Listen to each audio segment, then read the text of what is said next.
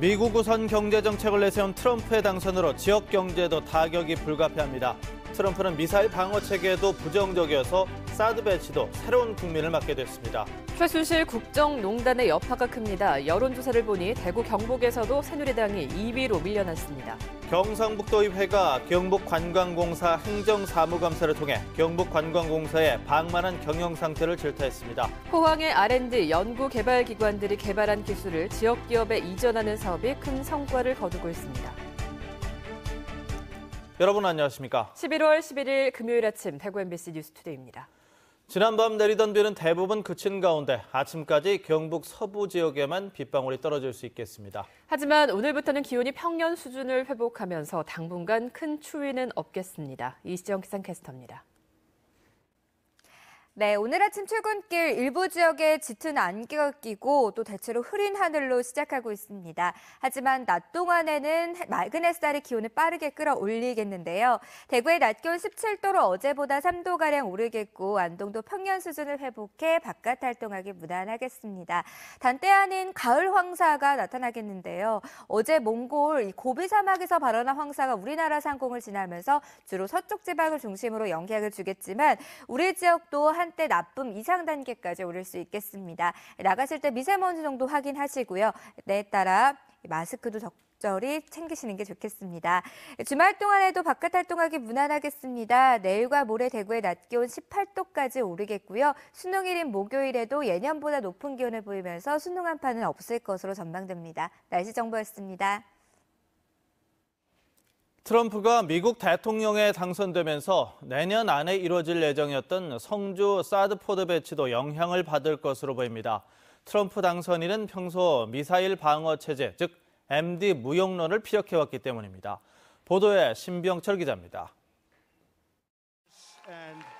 트럼프 당선인은 지난 7월 뉴욕타임즈와의 인터뷰에서 북한의 미사일 위협에 대처할 미사일 방어 체제, 즉 MD와 관련해 MD가 오랫동안 일본 등지에 있었지만 실질적으로 쓸모없었다고 밝혔습니다. 미국의 심각한 재정 적자가 과도한 군비 탓이고 가장 대표적인 것이 미사일 개발이라는 것이 트럼프 당선인의 생각이기 때문입니다. 내년에 출범하는 트럼프 정부는 약 2조 원에 이르는 주한미군 방위비를 우리나라가 전액 부담해 줄 것을 요구하는 한편 사드 배치를 재검토할 가능성도 있습니다. 만일에 성주나 김천 쪽의 그 해당 지역 주민들의 사드 배치 반발이 거세진다면 아마도 재검토하게 될 소지가 있다고 봅니다. 국방부는 기존 한미 합의 사항을 토대로 미국과 공조해 그대로 추진하겠다고 강조했습니다. 그러나 트럼프 당선인의 평소 주장처럼 1조 5천억 원이나 되는 사드 배치 비용을 우리에게 요구할 가능성도 있어 국방부의 뜻대로 될지는 의문입니다. 사드 배치와 관련해 정부의 예산이 들어간다면 국회 동의를 구해야 하는데 여소야대의 국회 상황에서 쉽지만은 않습니다. 또한 트럼프가 미군 철수나 감축을 거론하는 상황에서 중국을 자극하는 것도 큰 부담으로 작용할 전망입니다. 언제든지 이제 미국이 떠날 수 있다는 그런 상황에서 우리가 중국을 자극하는 행위를 막 밀어붙이기가 그렇게 쉽지 않은 상황에 된 거죠. 최순실 국정농단으로 박근혜 대통령 퇴진을 요구하는 여론이 갈수록 거세지면서 정부가 국정 동력을 상실한 것도 사드 포대 배치의 불투명성을 더욱 높이고 있습니다. MBC 뉴스 신병철입니다. 한편 트럼프는 선거 과정에서 미국 우선 경제 정책을 내세우며 강력한 보호무역주의를 주장해왔죠. 이를 실제 경제 정책에 반영시킨다면 대구 경북 지역 경제도 상당한 타격을 입을 것으로 우려되고 있습니다. 이 소식은 이상원 기자가 전합니다. 한국무역협회에 따르면 지난 9월 기준으로 대구 지역 수출에서 미국이 차지하는 비중은 15.1%로 중국 22.7%에 이어 두 번째로 높았습니다. 주요 수출 품목도 자동차 부품, 농기계, 철강, 금속 등 지역의 주력 업종들입니다. 트럼프가 보호무역주의를 위해 관세 부과율을 높이거나 비관세 장벽 등 다양한 무역 제재를 강화한다면 수출 기업들은 타격을 받을 수밖에 없습니다. 관세적인 측면에서는 한미 FTA로 인해서 낮아진 관세율이 일반 관세로 전환함으로 인해서 가격 경쟁력이 우리 제품의 가격 경쟁력이 약화되면서 수출 감소 요인이 발생할 수 있고 더 심각한 문제는 미국이 보호무역주의를 현실화할 경우 전 세계가 이에 대응하기 위해 무역 장벽을 높일 수 있다는 점입니다. 이 경우 수출에 의존하는 우리나라 경제는 더욱 큰 위기에 빠질 수밖에 없어 모든 가능성에 대비한 대책 마련이 시급합니다. 정부 차원에서 환율 안정이나 무역 마찰에 대비한 적극적인 대응 방안을 마련해서 기업들이 관련 정보를 신속하게 제공할 수 있는 시스템 마련이 필요할 것 같습니다. 트럼프의 경제정책은 시작부터 예측하기 어려운 불확실성이라는 리스크로 우리 경제를 압박하고 있습니다. 특히 중소기업의 주력인 대구 경북 지역 경제는 지속적인 연구개발 등 제품의 품질과 가격 경쟁력을 확보하는 데 총력을 기울여야 할 것으로 보입니다. MBC 뉴스 이상원입니다.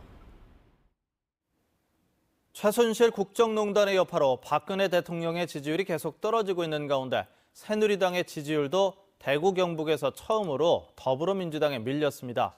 박 대통령과 새누리당의 확고한 지지 기반이었던 지역 민심도 돌아서고 있는 것으로 보입니다. 이정희 기자입니다. 현 전국 상황에 대처하는 새누리당의 평가를 물었습니다. 잘못을 했는데 그 잘못을 제대로 알고 반성하는 모습을 보이질 않았단 말이에요. 잘못을 한 정당답지 않게 내부에 두 세력이 서로 싸움질하는 모습. 일단 신뢰가 무너져가지고 이제 다시 회복하기 어렵지 않을까. 정치적인 성향이 있진 않았는데 지금 하는 모습들만 봐도 박근혜 대통령과 새누리당 지지 기반이었던 경북에서도 민심 이반이 가속화되고 있습니다. 여론조사기관 리얼미터가 지난 월화수 3일간 실시한 여론조사 결과 대구 경북에서 새누리당 지지율은 23.2%로 더불어민주당 25.2%보다 낮아 사상 처음으로 2위로 밀려났습니다. 새누리당 전국 지지율은 19.9%, 역시 사상 처음으로 10%대로 떨어졌습니다. 대구 경북의 60대 이상과 20대 보수층에서 지지율이 내려갔습니다. 박근혜 대통령에 대한 긍정평가는 11.1%, 부정평가는 83.7%를 기록해 지지율 하락세가 계속됐습니다. 대구 경북의 이런 민심은 이번 주말 서울 광장에서 예고된 전국 민중 총궐기 집회로 이어질 전망입니다. 주말 서울 민중 총궐기 집회에 민노총과 농민회, 자발적인 참여까지 경북에서만 최소한 4-5천 명 정도가 참여할 것으로 예상됩니다. 박근혜 대통령 하야 촉구가 전국을 뒤덮고 있고 이런 상황에서 새누리당의 친박계 지도부 사퇴를 둘러싼 계파 갈등은 격해지고 있습니다. 이런 상황이 텃밭인 대구 경북의 민심까지도 돌리고 있습니다. MBC 뉴스 이정희입니다. 철로 시설이 공급되는 전기가 끊겨서 대구 인근에 있는 열차들이 1시간 동안 운행이 중단돼 승객들이 불편을 겪었습니다. 어젯밤 11시 10분쯤 대구 인근 지역의 철로 시설에 공급되는 전기가 끊기면서 동대구역에 진입한 KTX 177호 열차와 대구역에 있던 KTX 179호 열차, 무궁화호 1223호 열차 등의 운행이 1시간가량 중단됐습니다. 이번 단전 사고로 승객 850여 명은 전원이 복구돼 열차 운행이 재개될 때까지 열차 안에서 갇혀 있어야 하는 불편을 겪었습니다. 코레일 측은 단전 사고의 정확한 원인을 조사하고 있습니다. 경상북도의회가 경북관광공사 행정사무감사를 통해서 경북관광공사의 방만한 경영 상태를 질타했습니다. 또 간포와 안동 관광단지는 체계적인 개발이 시급하다고도 지적했습니다. 김영일 기자가 보도합니다. 이질락 의원은 간포 관광단지가 지난해 정부에서 공모한 리조트형 카지노 사업에서 탈락했고 이제는 엉뚱하게 제2원자력 단지로 거론되면서 관광단지의 정체성조차 제대로 찾지 못하고 있다고 비판했습니다. 그게 간포단지가 관광단지로 20년 전까지 이렇게 기획을 해왔는데 갑자기 이제 또 뭐 원자력 연구단지 이렇게 하니까 자칫자로 요즘 뭐 사용 핵처리장 비슷한 그런 오해성도 받고 있어요, 사실은. 장대진 의원은 안동 문화관광단지의 개발 사업이 10여 년째 지연되고 있고 배치된 인력도 24명에 불과하다며 집중적인 투자와 관심이 필요하다고 밝혔습니다. 본 의원이 볼 때도 8년, 10년의 세월이 지나고 있는데 조금의 변화도 없는 것 같습니다. 지금 한간에는 이런 얘기도 나옵니다. 관광공사는 땅 팔아먹으면 된다. 황병직 의원은 경북관광공사가 유사한 성격의 39개 공기업과 비교한 결과 방만하게 운영되고 있다고 지적했습니다. 직원들의 평균 임금 인상률이 지난 2년간 30.7%로 1위로 나타났고 팀장 등 관리직 비율도 36.6%로 지방 공기업 운영 기준인 20%를 훨씬 초과했다고 주장했습니다. 52명이 나와요. 결국 52명을 가지고 관리직으로 계산을 하면 36.6%가 나옵니다. 총원에. 네. 그러면 이게 아까 말씀드렸죠. 20%를 초과할 수 없다. 이에 대해 김대유 경북관광공사 사장은 현재 팀장급 직책은 결제 권한이 없는 실무형으로 실제 관리직 비중은 4.8%라고 해명했습니다. 거기에는 과장 직급 이렇게 표현되어 있을지라도 저희들은 7명 4.8%로 준수를 하고 있는 것으로 이렇게 평가를 받았습니다. 이 밖에 도의원들은 지진 피해로 관광객이 급감하고 있는 경주 관광업계를 활성화시킬 수 있는 경북관광공사의 대책도 촉구했습니다. MBC 뉴스 김양일입니다. 경북의 최대 딸기 주산지인 고령에서 딸기 첫 수확이 시작됐습니다. 올여름과 가을에 찾아온 기상이변으로 어려움도 있었지만 전반적인 작황은 양호한 편이라고 합니다. 보도에 박재영 기자입니다. 8년 전 귀농에 딸기 농사를 시작한 김태삼 씨 부부가 올여름에 심은 딸기 첫 수확에 나섰습니다. 여름철 높은 온도와 가을철 잦은 비로 생육이 부진해 애를 태웠지만 다행히 예년 수준의 품질을 유지했습니다. 아직 수확 초기라서 가격은 킬로그램당 25,000원에서 3만 원으로 높게 형성되고 있습니다. 숲도 좋고 딸기 지금 현재 달린 것도 평년작은 나올 것 같습니다. 전국적으로 색상과 당도가 뛰어나기로 정평이 난 고령 딸기. 하지만 일손 구하기가 어렵다 보니 재배 면적, 농가 감소라는 어려움을 겪고 있는 것도 사실입니다. 고령군은 고령 딸기의 명성을 잇기 위해 농가 경쟁력 높이기에 나서고 있습니다. 실제로 쪼그려 앉아 일하던 예전과 달리 서서 일하는 고설 수경 재배는 농가들의 호응에 힘입어 지난해 6헥타르에서 지금은 12헥타르로 2배 늘었습니다. 농가의 노동력 절감을 위하여 고설 수경 재배를 확대하고 있으며 자동화 생산 시설을 지속적으로 지원할 계획입니다. 겨울철 소비자들의 입맛을 자극하는 딸기가 수입 농산물 공세와 노동력 부족 등에 맞서 재배 기술 향상으로 돌파구를 찾고 있습니다. MBC 뉴스 박재영입니다. 포항의 R&D 연구개발 기관들이 개발한 기술을 지역 기업에 이전하는 사업이 큰 성과를 거두고 있습니다. 포항시는 내년에는 관련 예산을 늘려서 기술 장터를 확대 운영하기로 했습니다. 임재국 기자가 보도합니다. 지역 기업이 개발한 소형 냉동기입니다. 기존 제품과 달리 냉매를 사용하지 않아 친환경적이고 반영구적입니다. 리스트 포항산업과학연구원에 극저온 냉동장치 기술 특허를 이전받아 시제품을 만든 것입니다. 기술 이전 받은 거를 이제 바탕으로 해갖고 지금 소형에서 대형으로 저온에서 또 지금 저희가 개발한 제품은 영하 20도까지인데 영하 50도, 영하 80도까지 지금 계속 제품 개발에 연구 중에 있습니다. 포항 테크노파크 입주업체가 기술 이전을 받아 고로쇠 수액으로 만든 화장품입니다. 정제수를 사용한 일반 화장품에 비해 보습력이 좋다고 알려지면서 매출도 크게 늘었습니다. 기술 개발에도 인력도 소요되고 자원도 소요가 되는데 그만큼 시간과 금전적으로 아낄 수 있는 그런 여건이 되었죠. 지난 2년 동안 기술 장터를 통해 190여 개 필요한 기술이 발굴됐고 실제로 54건의 기술 이전 계약이 이루어졌습니다. 특히 포항시는 기술 이전을 늘리기 위해 한국과학기술원 등과 공공기술 이전 협약을 체결했고 지역 기업당 최대 10억 원을 지원하는 포항기업 전용 펀드 설명회와 투자 상담회도 열었습니다. 포항시와 중앙 5개 부처 출연연구소가 합동으로 기술사업화 장터를 운영하는 것입니다. 이를 통해서 창업하려는 사람들과 기존 기업의 기술 경쟁력 제고 부분에 큰 도움이 될 것 같습니다.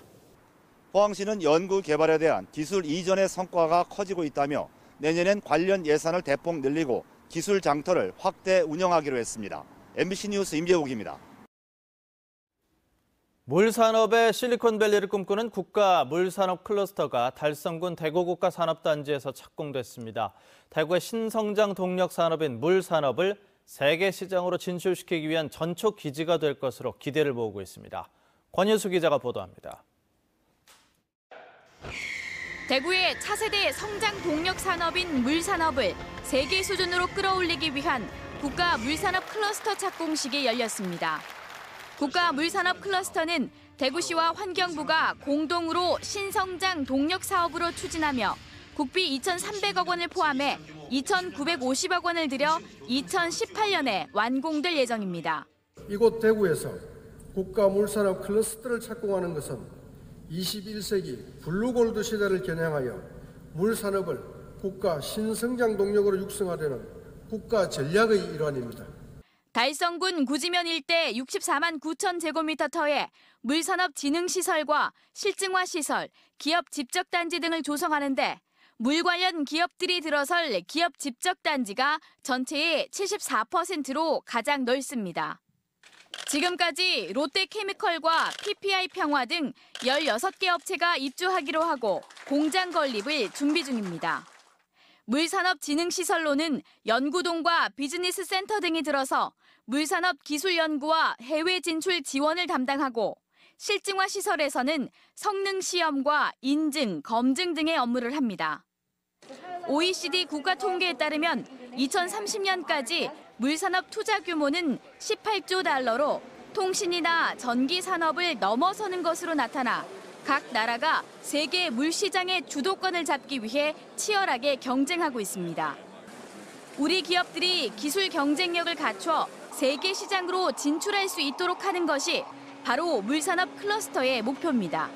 저는 앞으로 10년 내로 이 국가물산업 클러스터가 10조 원의 매출을 올리는 대규모 클러스터로 발전할 수 있다고 보고 이것은 대구의 부가가치 생산뿐만 아니라 일자리 창출에도 큰 효과가 있을 겁니다. 현재 우리나라 물산업이 세계 시장에서 경쟁력이 뒤처져 있는 가운데 물산업 클러스터의 조성은 대구 경제의 활력이 될 뿐만 아니라 국가 경쟁력을 높이는 데도 큰 역할을 할 것으로 기대됩니다. MBC 뉴스 권윤수입니다. 대구 지역 학교 공무직 1,300여 명이 오늘 하루 파업에 들어갑니다. 공무직 노조는 120여 학교의 조리사와 150여 학교의 사무직 등 1,300여 명의 정기 상여금 100만 원 지급과 자리양 휴업일, 유급휴일 보장 등을 요구하며 파업에 들어가기로 했습니다. 이에 따라 120여 개 학교에서 급식이 중단돼 해당 학교에서는 학생들에게 도시락을 지참하도록 했습니다. 한국공항공사 대구지사에 따르면 지난달 한 달 동안 대구공항 이용객은 25만 3,075명으로 개항 이래 한 달 이용객 수가 가장 많은 것으로 집계됐습니다. 지난 1월부터 지난달까지 10달 동안 이용객 수는 208만 명으로 한 해 전 같은 기간보다 22% 늘었고 이 같은 추세로 보면 올 한 해 동안 이용객이 250만 명을 넘을 것으로 예상됩니다. 특히 국제선 이용객이 53만 9천여 명으로 한 해 전 같은 기간보다 90%나 늘어나 전국 최고 증가율을 보였으며 국내선은 8.6%가 늘어난 154만 명으로 나타났습니다. 유사수신 사기범인 조이팔의 아내가 조 씨의 중국 도피 자금, 돈 세탁 등에 관여한 혐의로 구속됐습니다. 대구지검 형사4부는 범죄 수익 은닉 규제 및 처벌 등에 관한 법률 위반 혐의로 조이팔의 사실혼 관계인 51살 정모 씨를 구속했습니다. 정 씨는 2009년 8월 조이팔 측에서 받은 자기압 수표 3억 3천만 원을 46살 김모 씨 등을 통해 현금화한 뒤 조선족 협력자 등을 거쳐서 중국으로 달아난 조 씨에게 전달한 혐의를 받고 있습니다. 정 씨는 2012년 5월 조이팔 수사가 본격화되자 조 씨의 범죄 수익금으로 마련한 아파트 전세금 2억 2천만 원을 은닉한 혐의도 받고 있습니다. 대구시는 북구 검단들을 도시명 복합산업단지로 개발하기 위해 일반 산업단지로 지정 고시하고 산업단지의 명칭을 금호 워터폴리스로 정했습니다. 사업 시행자는 대구도시공사로 공영 개발 방식으로 개발하며 내년 초 편입 토지와 지작물 조사를 한 뒤 내년 하반기 협의 보상에 착수하고 내년 말 땅 조성공사에 착공해서 2020년에는 전체 사업을 완료할 예정입니다. 단지 안에는 산업과 복합 상업, 지원, 주거시설이 들어서며 전자정보통신, 메카트로닉스, 자동차 부품 등 첨단 업종을 주요 업종으로 유치해 환경적 친화적 산업단지로 개발할 예정입니다. 11월 11일 오늘 가래떡데이 혹은 농업인의 날을 맞아 오늘부터 사흘 동안 두류공원 인라인 스케이트장에서 농산물 직거래 장터와 가래떡 나눠주기 행사가 열립니다. 직거래 장터에서는 대구 경북의 우수 농축산물 100여 가지를 시중보다 싼 값에 판매할 예정이고 한국부인회 대구시 지부가 오늘 오후 2시부터는 가래떡 도시락 2,200개 분량을 시민들에게 나눠줘 우리 쌀의 우수성을 알릴 계획입니다.